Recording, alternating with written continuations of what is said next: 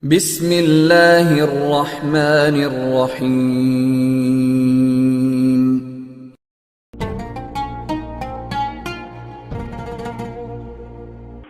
Kita punya trauma, entah itu fiktif, entah nyata, entah apalah. Kita punya trauma kasus Siti Jenar. Orang yang mendalami la ilaha illallah secara intensif, ya, entah itu disebut kalimat sodo, bosuluk, boseloko, mbah kono pokoknya. Orang yang memahami la ilaha illallah secara intensif, itu pasti menuju ilmu hakikat. Dan menuju ilmu hakikat pasti ngalami hakikat yang khoyali. Ini rungokno tenan iki. Hakikat yang nopo? Khoyali. Dan hakikat yang khoyali ini mulai menipu.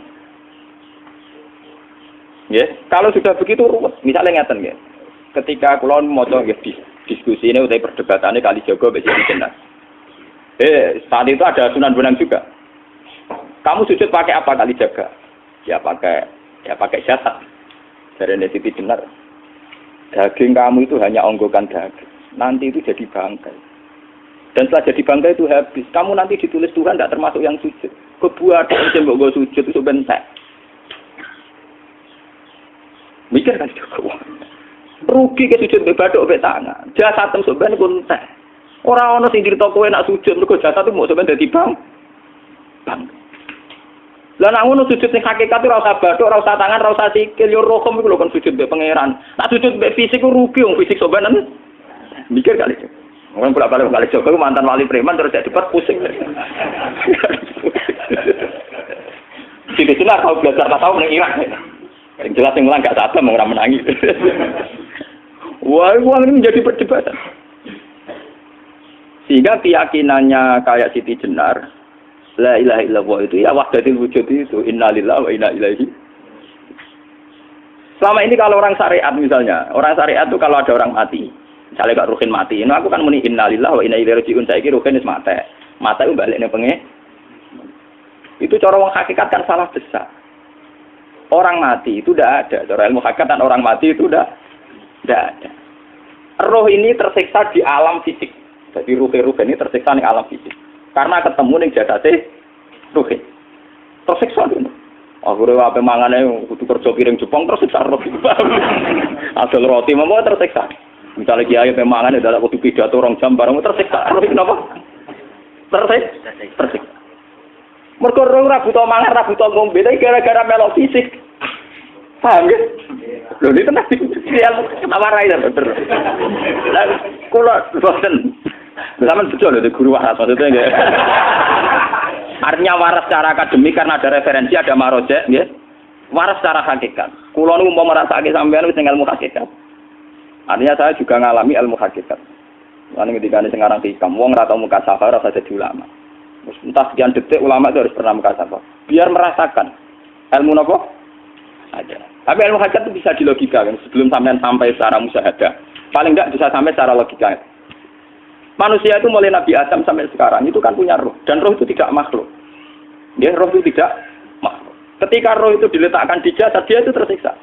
Karena ketika dia ke jasad fisik, namanya mengalami keterpisahan dengan yang abadi. Dia ini jasad fisik tersiksa. Karena dia harus di alam yang kasat mata, alam mulki.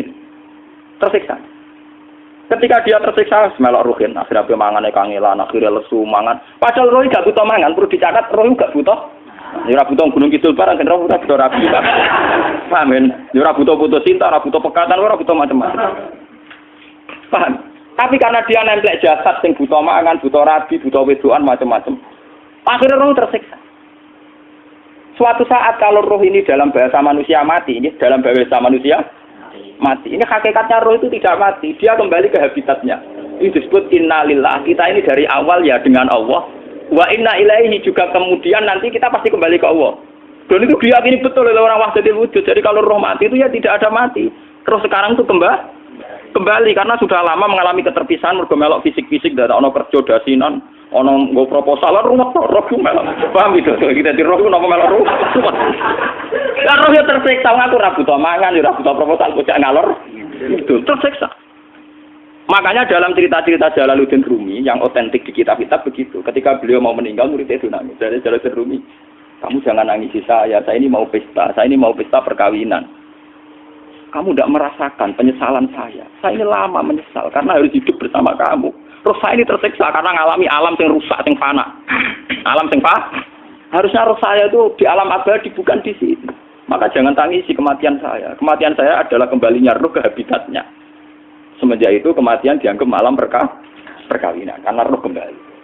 Walhasil ngono iku cara ilmu tasawuf bahasa Arab jenenge wahdatul wujud, kena Jawa Yogya Solo keadaan iku jenenge manunggaling kawula. Mergo sing rawan ngono rugen, barane iki tak terangno detail. Dadi bathuk mesti iki buku sujud kan niku sampeyan ilang. Dadi seksine terawat ngawur cara teorine sinten Siti? Rugi kowe. Jadi ya kendur. Lah kali coba mantan preman jak debat terus kowe ora ngono mbok terus tak pateni kowe. Lah debat ilmiah ra iso. Premane kumat. Ya ta preman jak debat ilmiah. Ngono ku model. Ali Joko ora salah bisa sing dina Umar ngoten. Umar sahabat top, saya jak debat ada milih patenane ya Rasulullah. Gak iso dene jak ilmiah. Mantar preman pasar ukat terus dadi sahabat top. Debat yang milih mate. Jadi wonten cerita wong Yahudi njaluk keputusan Nabi. Bareng wis diputusno Nabi cek mamang. Ndak tenang keputusane ngono dalam sengketa duniawi. Bariku takok ya Ali. Ya Ali, aku mau sowan ning Nabi Muhammad. Dikai keputusan Nabi mamang cara kowe pilih. Ambek Ali dikai keputusan persis kanjeng Nabi. Cek mamang meneh takok Umar. Takok Umar aku mau sing Muhammad ning Ali dikai keputusan kok mamang, Mar. Cara kowe piye? Urusan dunya. Enteni iki. Entah dia meleput buat apa? Uang diputus Nabi orang marah. Baca mati. Awe. Mereka mantan apa?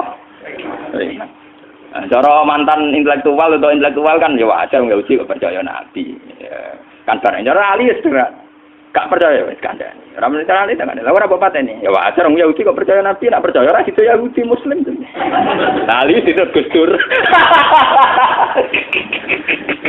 Ada Gusdur lah beda piye tenang. Ali nyen ngoten wae ngoten. Nasibe padha. Ali itu ilmuwan yang jadi presiden gak sukses. Sing niru nggih Gusdur. Mergo ning dinggo negara wong pinter mimpin ra sukses. Wong pinter gampang maklumi. Lah misalnya kita dadi kiai wong pinter. Pak Yai santri ini pacaran. Maksud jangan anak cerita besok. Wah, ruwet. Terus malah dalil di nalina tubuh syahwat minan. Piye padha kenapa pelaturan tadi? Paham ya? Ruwet tau? Mana itu geman, dia pinter teman-teman itu geman. Jadi yang biasa wae ono syariate sithik-sithik. Sing kamane ono santri pacaran tersinggung, ono santri nakal tersinggung. Sing ono rasane lha donya ono napa?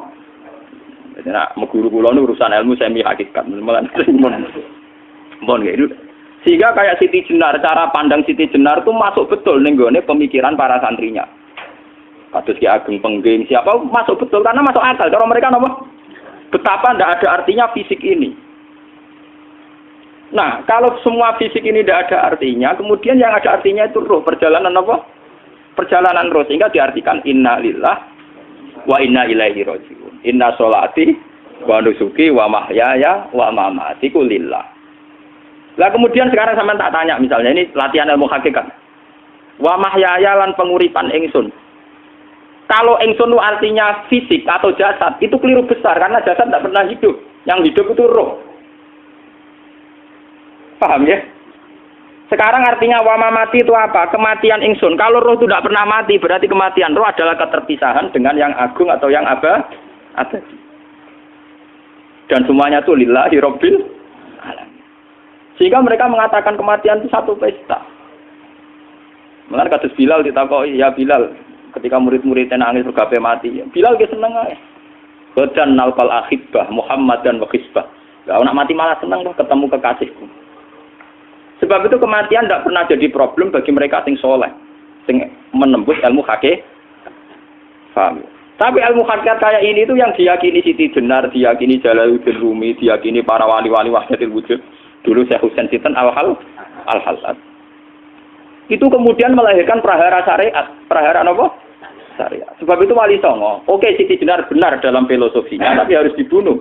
Karena menjadi prahara syariat.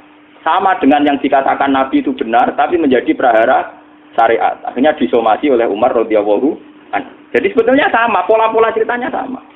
Intinya sebuah ilmu hakikat harus dikawal napa? Syariat. Nggih kula bolak-balik. Contoh paling gampang wit pisang. Wong nak mangan gedang kulitnya tetap dibuang.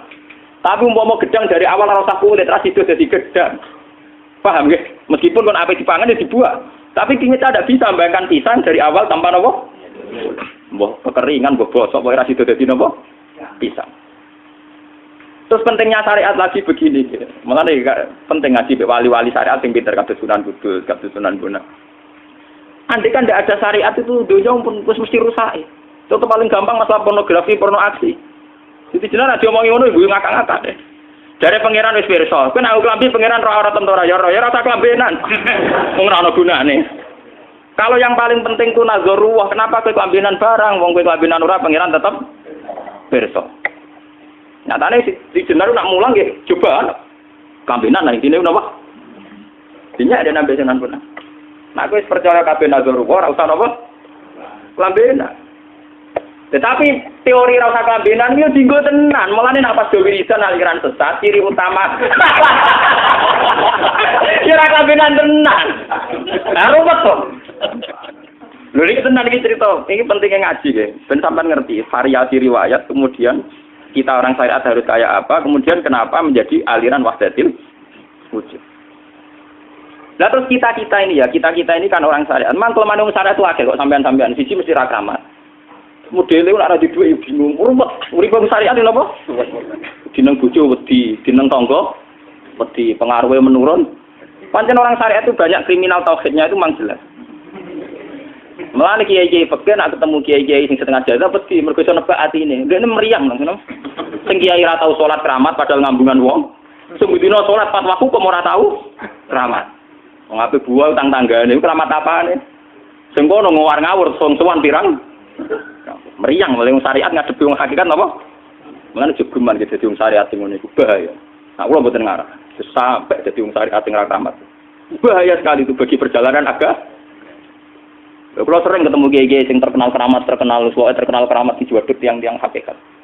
Ditantang kanca-kanca kula wani, nak tantang aku tetep rawani kok. Mikir deh.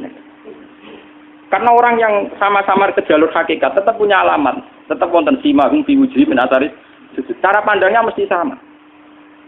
Kalau nanti ketemu murid, ya artinya yang ikut aliran Siti Jenar, dia ada sholat, ada apa, hidup di satu tempat gitu. Padahal dia bisa baca ihya. Dulu pernah mondok di Mekah, pernah di Irak. Itu ya meresahkan para kiai. Kemudian sebagian mereka minta saya suruh ketemu. Ya walhasil kalau ketemu pertama ya. Jenar Gus Ba, tapi teman pas jenengku terperata arani muka sapa. Nggih biasa mawon. Kula ora usah kenal jenengan nggih kenal. Dadi kula nggih biasa mawon. Lalu pernah ngajar-ajaran nih. Saya Gus ning donya tak ndani mau turu-turu ngenteni mati ngono Gus kok repot. Ucapan kula terus enak. Sampai ada wong hakikat wong ngenteni mati bareng. Ya mati yo saiki iku. Selasa ngenteni saiki padha-padha wis napa? Wis mati. Ya saiki padha-padha wis urip. Wis padha kabeh. Nah cara ilmu hakikat kan terus sama semua. Napa? Sama semua. Tadi makanya itu tadi. Kalau baleni malih logika hakikat itu begitu ya. Roh itu ditiupkan oleh Tuhan ke kita. Kemudian roh karena ikut alam fisik, alam jasad, roh ngalami yang kita alami.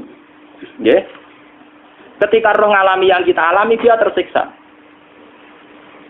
Nah, ketika roh sudah terpisah dari jasad yang mengekang, yang memenjara ini, dia senang terus kembali ke Tuhan. Ini disebut innalillahi wa inna ilaihi. Lah jasad ini kemudian menurut ilmu hakikat enggak ada gunanya sama sekali total. Hilang di telan tanah. Lah kalau begitu jasad iki nak mbok agul-agulan, Gusti bathuk kula tak nggo sujud tangan kula ndi buktine tangan wis ora ono. Bathuk wis ora. Mulane dari Siti Jenar, hanya wali bodoh kayak kalian yang punya ajaran bodoh begitu. Malah rasupan terus. Mulane Sunan Kalijaga semangat kon mateni mergo tambah omongane glodro ndi. Tapi yang enggak disadari Siti Jenar yaitu tadi. Inti dari ilmu hakikat itu kan tunduk sama kersane Tuhan. Kalau sudah tunduk pada kersane Tuhan, kalau kersane Tuhan roh kita harus di jasad. Dan wujud jasad kita ini juga karena kehendak Tuhan.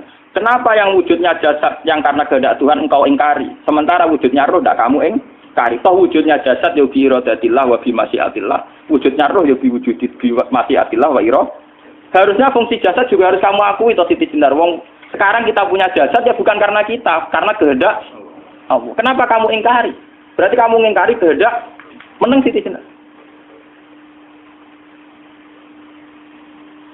Makanya hakikat yang pertama Semi itu pasti khayal. Lah Siti Jenar itu hakikatnya baru yang sampai khayal itu.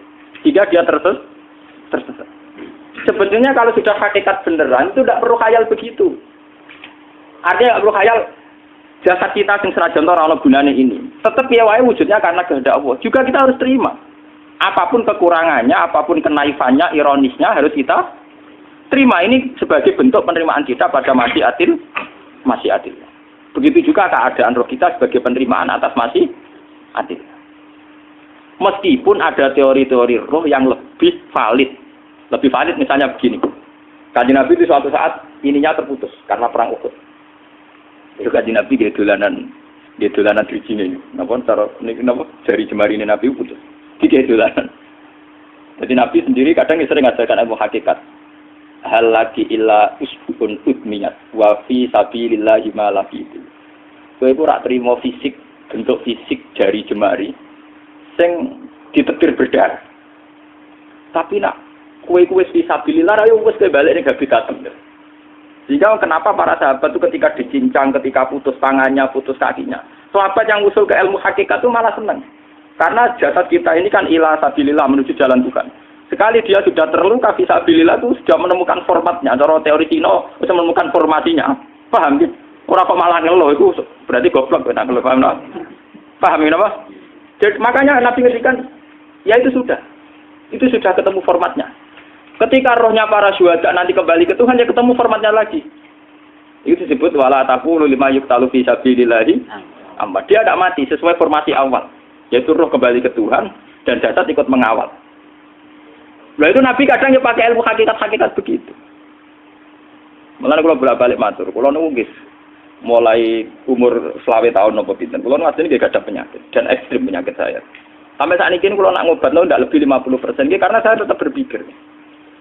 Misalnya cara syariat kan berobat, tapi cara hakikat apa betul keberadaan saya di alam ini penting. Sehingga aku kepengen urip tak bela-belani ngantek atusan juta. Jangan-jangan penting mati ikuti bang uripku. Lah nak ngono lha apa tak bela-belani? Entek atusan juta.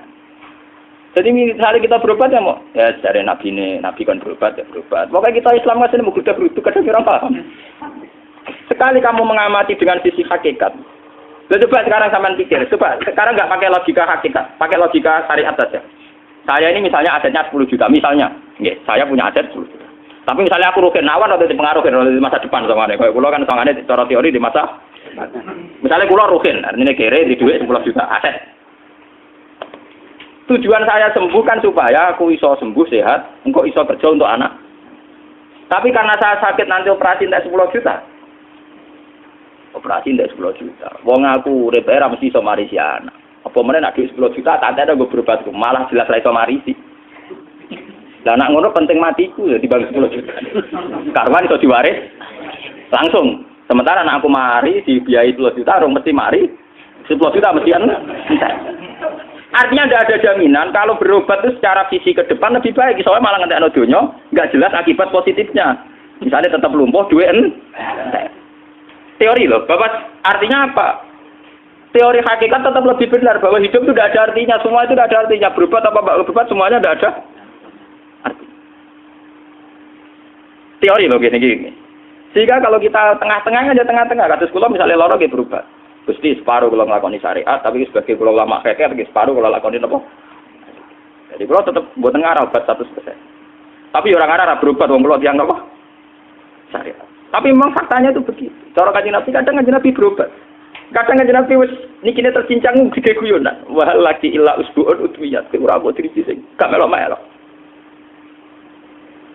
Nah, bukti bahwa jasad ini begitu tidak penting.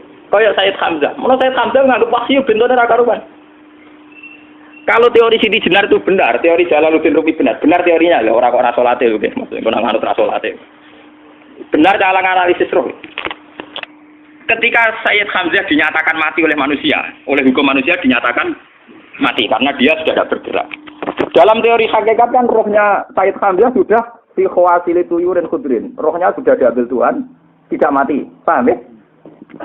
Ketika rohnya Sayyid Hamzah sudah diambil, jasad ini sudah tidak punya rasa.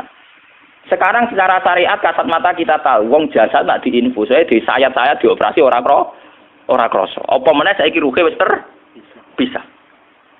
Lah ya jasad itu cek gampangnya dioperasi dibius saja terus tidak kerasa. Apalagi rohnya sudah diambil. Nah saya ini bayangkan ketika Sayyid Hamzah itu sudah di atas. Ini kalau dulu wahsi orang begitu. Lu kok baca igabus. Ketika jasad benar-benar tidak penting, kemudian jasadnya Sayyid Hamzah kan dicincang oleh wahsi. Ketika rohnya sudah diambil kan Hamzah tidak merasakan. Berarti Sayyid Hamzah guyu-guyu wahsi. Wahsi cek pintu nih gabus dicincang. Paham ya? Loh ini kita artinya ketika pandangan manusia iba kepada Sayyid Hamzah karena dicincang, dimutilasi oleh wahsi. Wahsi tidak mengalami Pak Sinten, Sayyid Hamzah tidak mengalami apa-apa karena rohnya sudah bersama Tuhan. Dan iso wae Sayyid Hamzah malah guyu-guyu wahsi. Cek goblok gabus kok dicincang. Lah nak ngono rak mirip, makanya dalam hal ini itu dalam teori roh itu sebetulnya Siti Jenar tidak sesat dalam teori roh. Tapi jangan katakan itu penemuannya Siti Jenar. Siti Jenar itu terlambat. Sebelum itu ada Husain Al-Khallas, sebelum itu ada Jalaluddin Rumi, sebelum itu juga ada sahabat, ada nabi. Cuma cara aplikasinya Siti Jenar melenceng. Jadi jangan katakan kok tak kampus-kampus, itu pendapat Siti Jenar itu malah goblok meneng. Siti Jenar itu sanut, paham nggih maksud apa? Wis sanut. Nah, teori yang sama terjadi pada Yesus Kristus. Ketika Yesus misalnya secara lahir dicincang, dimutilasi, diapakan oleh orang Yahudi. Sebetulnya rohnya dia sudah bersama Tuhan, kembali ke Tuhan Bapa, nah cara Kristen. Nah cara Islam ya balik ini pangeran. Andaikan itu iya, itu ya tidak ada masalah karena hakikatnya dia tidak dicincang, tidak dibunuh. Andaikan iya, tentu menurut Islam yang dibunuh Yudas atau siapa itu yang masuk dia loh. Tapi sama sebetulnya teorinya sama. Kalaupun iya tidak ada masalah. Oke, kalau misalnya Nabi Isa karena ada kontroversi menyangkut dia atau Yudas. Sekarang yang Zakaria dan ya Zakaria ya itu dicincang betul oleh orang Yahudi, matinya dimutilasi. Tapi dia tidak apa-apa. Karena ketika beliau dicincang, rohnya sudah diambil. Ini rumah tenan kan. Bener untuk kendel mati paham kan ya. Maksudnya ini kalau ajari, nah mati itu tidak problem. Ini kalau urip mati. Nah ini bersamaan paham ya. Kaitan la ilaha illallah ini nanti semuanya sama kaitan sama apa? La ilaha illallah. Ini nanti ujungnya sama dengan la ilaha illallah. Begitu juga seterusnya. Misalnya Yahya kalian sinten? Zakaria. Ketika Tuhan ditanya, jadi tenggene alam malakut pangeran ditakok, ya Allah, Yahya dan Zakaria itu kan hamba pilihan engkau. Ketika dicincang kok jenengan biarkan. Endi Yahya Zakaria dicincang? Aku iku ora goblok dari pangeran. Sedurunge dekne dicincang jasate ruhe sak jupuk. Dadi dekne ora krasa blas. Begitu juga yang tafsir-tafsir sampean lihat wa Maryam. Sayyidah Maryam yang istrinya Fir'aun. Itu kan dia iman sama Nabi Musa Asia imro'ati napa? Fir'aun. Asia imro'ati Fir'aun, ya. Itu kan dihukum oleh Fir'aun. Ketika mau ditumpahi napa? Batu besar. Iku Allah ketika di pangeran ya malaikat mauti, cepat ambil rohnya sebelum dihunjami batu besar. Terus rohnya diambil. Sebab itu dalam hukum Tuhan, Tuhan itu tidak merasa bahwa Tuhan membiarkan Asia, membiarkan Hamzah, membiarkan Yahya, membiarkan Zakaria. Dalam hukum Tuhan, semua orang ini roh-roh terhormat. Akhirnya nak anggo teori iki sing nyincang malah goblok wong gabus goblok cincang ngono lho. Nah anggo teori iki malah berbalik, sing goblok sing nyincang. Yo ora kok sesuai sampean kiaskan saja. Wong dibius wae ditayal-tayal gak kroso. Kaya apa nak ruhe bener-bener wis tercabut terpisah. Rasane nang ndi? Iku sing disebut wala taqulu lima yuqtalu fi sabilillah napa? Lah kemudian roh ini kemana? Nah, roh itu sudah menyatu dengan kalimat tauhid. Mesti roh itu bersaksi la ilaha illallah. Itu sing disebut ning alam roh ketika Allah tanya alastu bi rabbikum mesti qalu bala. Mesti mereka jawabnya apa? Bala. Karena alam roh tentu lebih mudah bersaksi akan keberhadiran dan keeksistensi Tuhan Allah Subhanahu wa taala. Paham ya ini zaman penting. Nah, ketika kalimat tauhid sudah menyatu kayak begini, itu mesti kalimat tauhid sing mesti langsung untuk swarga. Itu dimaksud Nabi mustaiqinan biha qalbu mukhlisan biha qalbu. Hati itu kolbu kan nggak bisa kamu artikan jantung atau liver kayak teori modern sekarang misalnya kolbun itu apa? Dari kiai kolbun itu jantung. Nah kalau beda liver. Lara liver apa kabidun? Itu akal-akalan aja berdua paham ya. Bahasa kolbun, fikrun, aklun itu sesuatu yang misteri. roh ini kemudian dengan kalimat tauhid sudah menyatu disebut mukhlison biha qalbu. Ada tingkat kemurnian hubungan roh dengan kalimat tauhid. Lah kalau begitu pasti dakhalal jannah. Karena tidak mungkin kalimat tauhid kok di neraka. Lah ini memang masalah-masalah hakikat. Wong sing gak tahu petualangan hakikat, momene sing sering bingung bakas duit, bayar kredit, utang jatuh tempo. Ora usah melok mikir, utek temes entek go mikir duit.